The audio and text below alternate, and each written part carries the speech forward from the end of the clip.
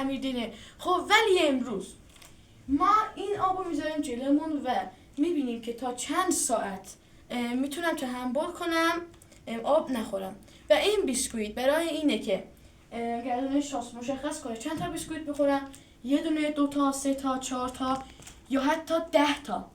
خب گردنه شانس رو بیاریم. الان همین گردنه شانس مشخص میکنه که چند تا بیسکویت بخوریم. خب جای نویسیم یه دونه، 2 تا، 3 تا یا حتی 4 تا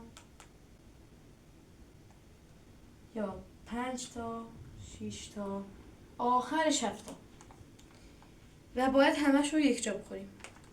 خب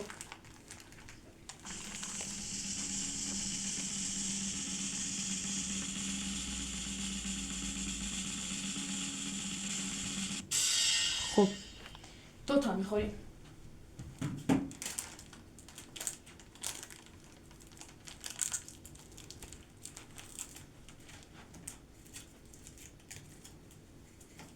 همین 2 تا یک جا.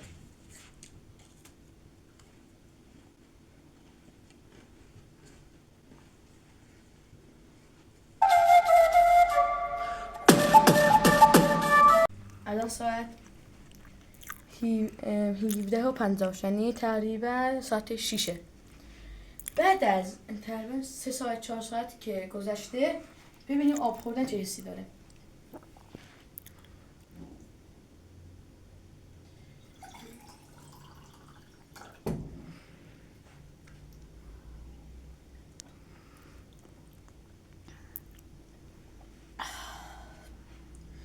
هاتی چه چسبید. خب خداحافظ.